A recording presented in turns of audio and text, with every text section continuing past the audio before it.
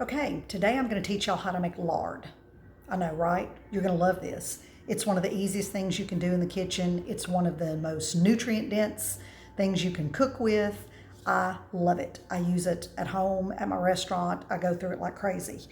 And actually, I had a big, huge roaster full of lard full of fat, started to render to lard, and realized I hadn't done the first step for the video, which is to cut it up. So I'm kind of doing this in reverse.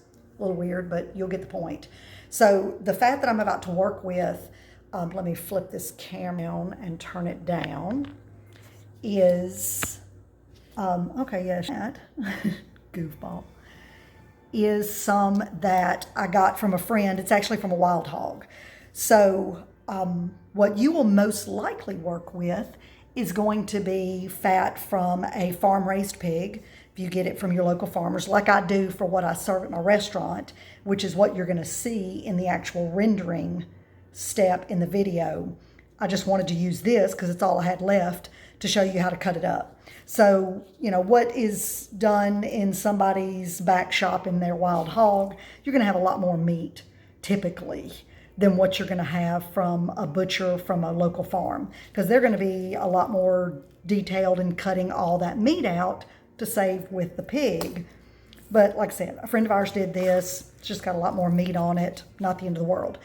All you want to do when you begin the process to make the lard is get your slab of fat, cut it in small chunks. The smaller you cut it, the quicker it renders. So you're going to cut it like in little slices, and then take this. You want a sharp knife. That's going to be pretty key. I like to get mine in like little 1/2-inch cubes. Try to do it as uniform as you can. It's not the end of the world if you don't, but the more uniform, the more standard it renders. And then you just wind up with this little pile. And again, what you'll use getting from a butcher, I always get all my fat from Mahaffey Farms in Bossier.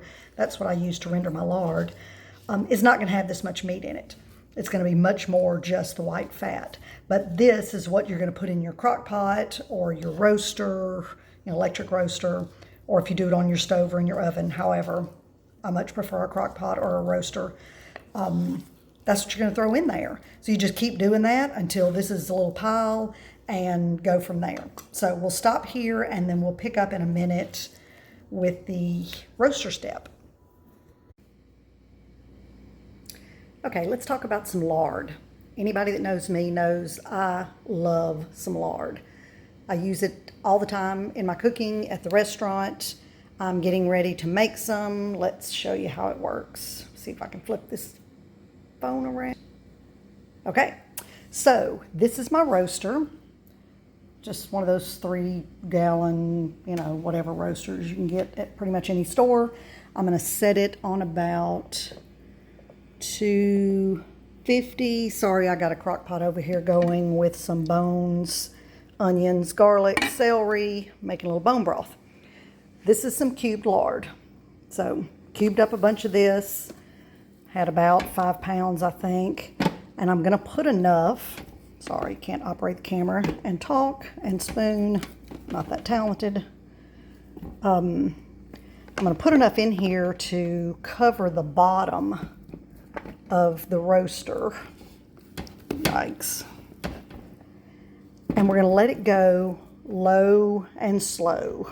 So just let it go for a long time. Usually I'll run it 24 hours. I mean, it's about 4:30-ish. I'll turn it on, let it go all night, on 250, 275, somewhere in there. You can do this in a crock pot as well. In a crock pot, I would turn it on high just to get it hot, and then turn it down to low and just let it go. And come in tomorrow, midday.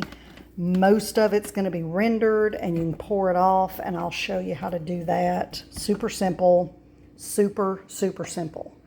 One key is make sure that your lard or your fat, your pork fat, is from a pasture-raised pig. Do not get conventionally raised, garbage-fed, non-pastured, eating junk pig. It's all about the ingredients. everything you do is all about the ingredients, the quality of the ingredients. So you want to make sure it's a pastured pig from a farm you know. This came from one of my favorite farms over in Haughton, Mahaffey Farms. I get meat from them every week, and their pork is phenomenal. So anywho, we'll let this go, and then I'll show you tomorrow what it looks like and how we pour it up and put it in jars. And about a pound of fat will make roughly a pint or 16 ounces of lard. So that kind of gives you an idea. So we'll see you tomorrow. Good morning. It is Thursday morning. Oh, it's Thanksgiving. Happy Thanksgiving to everyone. All right, we're going to check on our lard, or our fat, let me say, that's rendering into lard. See if I can get my camera to work here. So what I didn't say yesterday is make sure you put the lid on the roaster. You think it goes without saying, but just to be sure. So you see what we got here? Can you see that? Little chunks of fat floating in a bunch of lard. So this has been going since about 4:30 yesterday, and it's a little before 8. Excuse me. So we've got quite a good little batch so far. So what we're going to do, see if I can get this set where y'all can see what I'm doing. I've got a Pyrex bowl over here just because it's got a pouring spout and it makes it easy, and a fine mesh strainer. And I'll pour the lard through that strainer just to get out any little chunks. And this thing's really, I mean, it's a little hot, but not too bad. So hopefully you can see what I'm doing. And I'll just pour that into there. Be careful because all those little pieces of fat are going to come sliding down. All right, then I'll turn it around like this so that that part that I poured from is hanging over my Pyrex bowl so I don't drip and make too big a mess. I'm gonna grab some paper towels. Should have had those already. And wipe this. Whoa, sorry, bumped the camera. See, I'm not a cameraman. I like to cook. I like to make real food. Cameraman is not in my list of resume building skills. So you just set this back down in there, and I'm going to add some more of my chunks of fat, probably about the same amount I did yesterday, to fill that back up. Put the lid on it, let it keep going. And see, here is my beautiful golden, oh my gosh, is that gorgeous? So what I'll do now is take my little strainer off. I've got a bunch of jars. My husband says I have a jar fetish because I save jars. I like certain sizes. 16 ounces, probably one of my favorites. Wide mouth, they're really good. But I use them for everything. I store all kinds of stuff in it. I don't like plastic. Plastic is a petroleum product. It leaches into things. You got to be really careful about not putting acidic foods in plastic, like tomatoes and lemon juice and that type of thing. So I just prefer glass. So anyway, I'm going to pour this in here. I do it right up to the top of the neck, and look at that, beautiful. Now what that's going to do, I'm going to leave it sitting out on the counter without the lid on it so it'll cool down, it'll set up, and it's going to be the most gorgeous, white, snowy, beautiful lard you've ever seen in your life. So we'll just set that there, pour up the next one. This one's not going to fill the jar. Well, I told a story. It's filling the jar perfect. So now we've got 2 pints so far. And then I'll dump some more fat in there and we'll keep going. And I'll just do this whole process through about a weekend, a couple of days, and you know, we'll have what we're looking for. In case you're wondering what you do with lard, I mean, this stuff is phenomenal.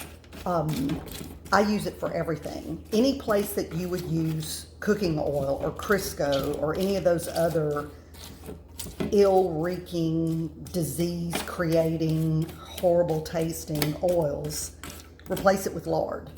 That's what our ancestors used. That's what our great-grandmothers used. So it is something from nature. It's what God intended. It's a saturated fat that's super nutrient dense. Really good for your brain health. So it's just awesome. And it tastes amazing. I use it to roast my vegetables. I use it to make gravy.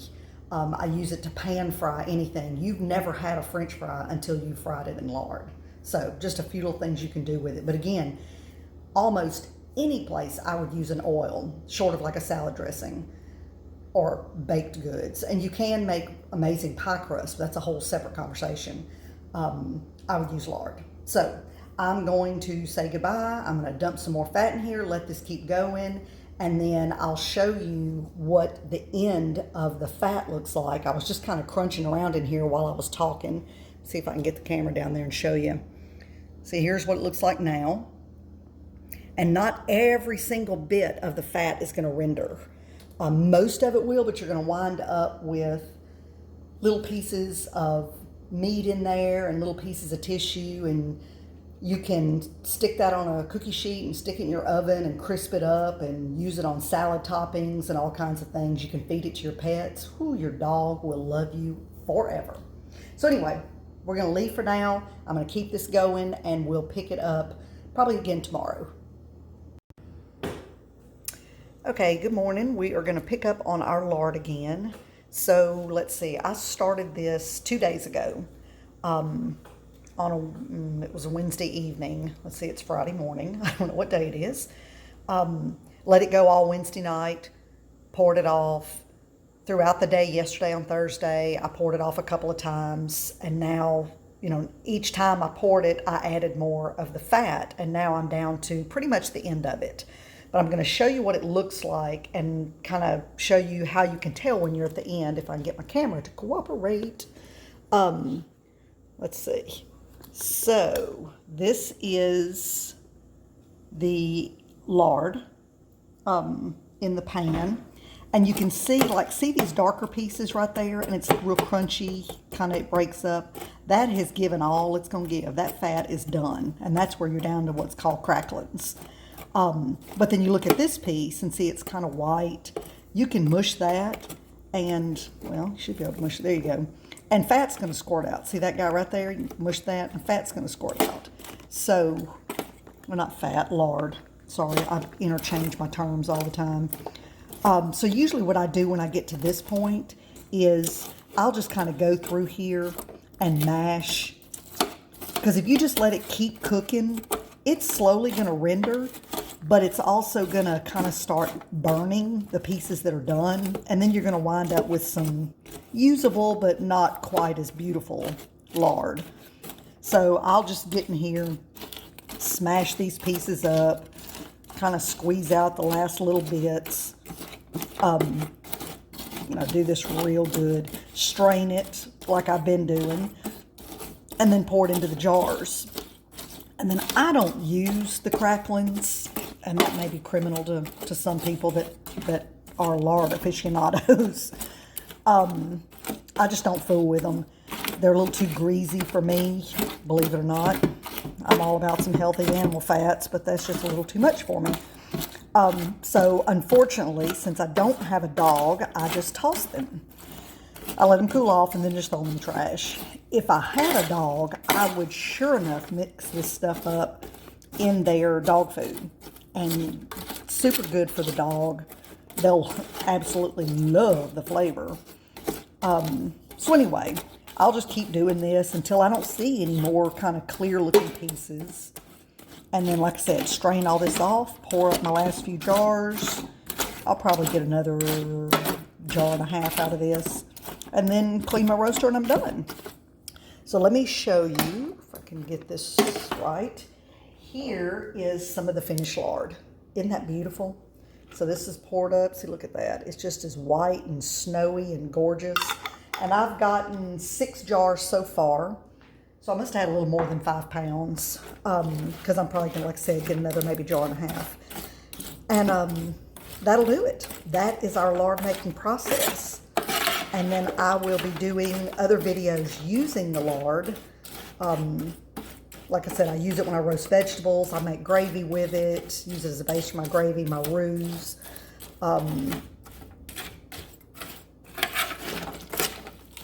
It's just awesome. Sorry, I got carried away mashing my fat. That sounded gross. And quit talking. So that's the end of it. That's Lard 101. It's super simple, super simple. Find a local farmer that raises their animals on pasture, doesn't feed them junk, treats them right, raises them humanely, and help a man out or a woman. And buy the fat. It's so inexpensive, and just makes the best for your body, the best for the food. It's just awesome. You can definitely taste a difference. Ingredients are the key. You'll hear me say that until you're sick of hearing it.